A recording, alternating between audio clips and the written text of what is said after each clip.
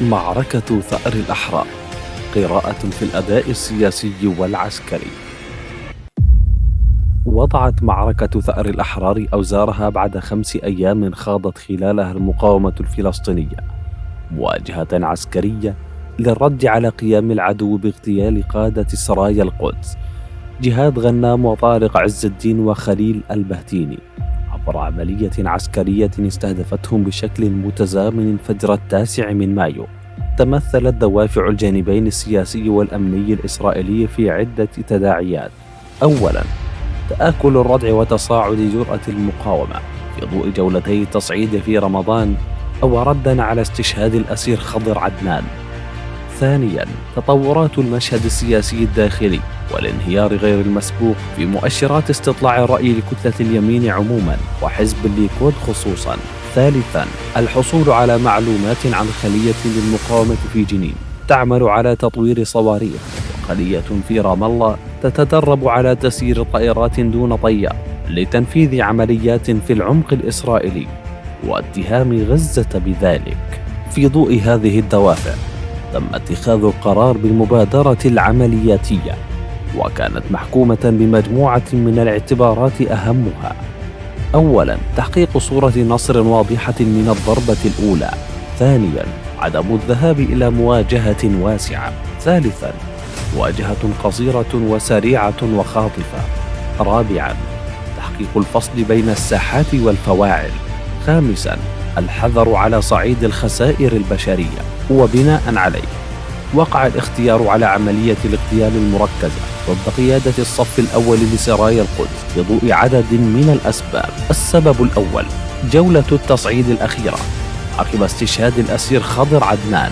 السبب الثاني، إدراك العدو لسلوك الجهاد الإسلامي سياسيا وعسكريا الذي يميل إلى التفرد، وبالتالي إمكانية عزله خلال المواجهة.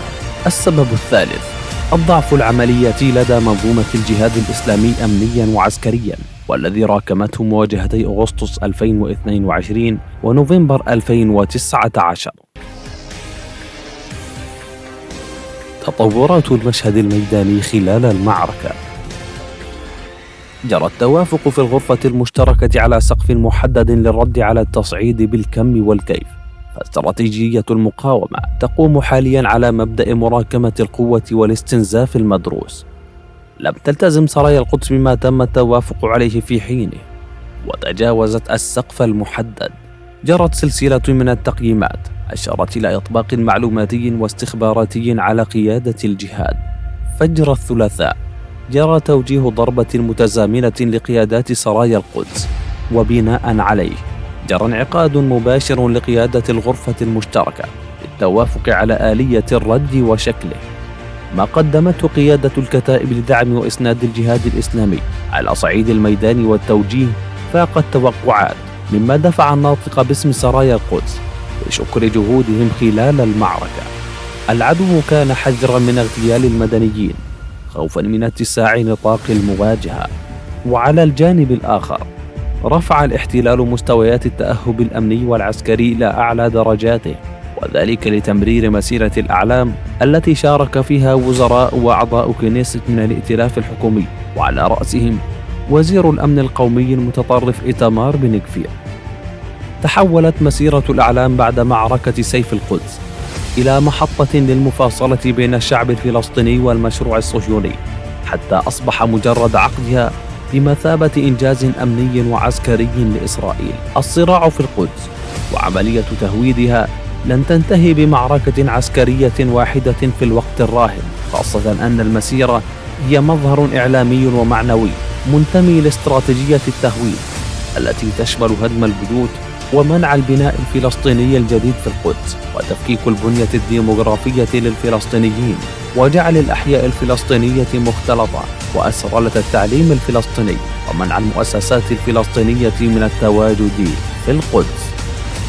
لقد بنيت معركة سيف القدس على حالة المواجهة التي شهدها الشيخ جراح، ووصلت مرحلة من الاشتباك اليومي الذي وفر القناعة لدى جمهور المقاومة بأن المعركة ضرورية، وهو ما خفف من ثقل أزمة القرار لدى القيادة وشجعها على المبادرة، خاصة أن بيئة غزة التي سوف تدفع ثمن الحروب ليست على صلة وثيقة بالصراع وتفاصيله في القدس، لكن لديها الاستعداد لتحمل تبعات المعارك الوطنية إذا توفرت ظروف موضوعية في كافة ساحات الصراع، واستعدادا للمواجهة والدعم والإسناد.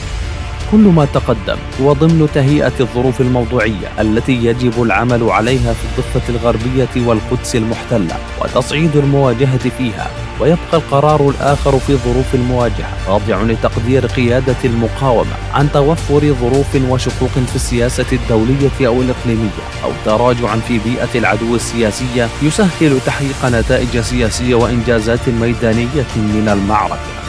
يتركز جهد المقاومة حاليا على منع أي تحول جوهري في قضايا الصراع الأساسية للقضية الفلسطينية، ومنع وقوع أي هزيمة بالشعب الفلسطيني معنوية أو مادية تؤثر على بقائه ووجوده فوق أرضه، ومواصلة الدعم والإسناد لساحات الصراع الأخرى بكل السبل، خاصة في الضفة الغربية، من أجل مواجهة المشروع الاستيطاني ومنع تمدده وسيطرته على الأرض.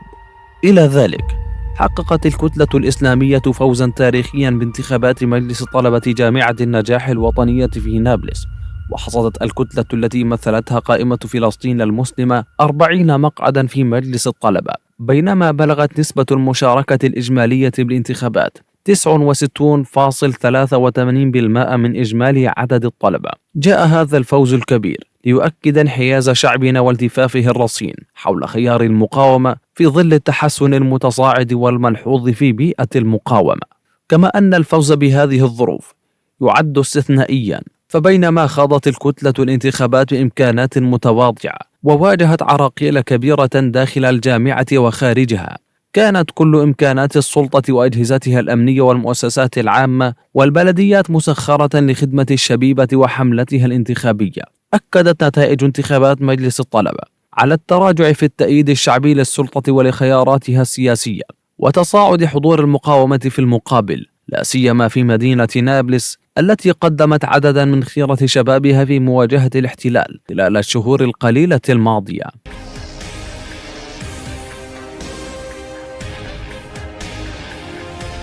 التقدير والتوجه. ازدادت ثقة المجتمع الصهيوني بنتنياهو الذي حسن من وضعيته السياسية. الجولة الأخيرة قد تؤثر باتجاه حالة من الإحباط العامة فلسطينيا.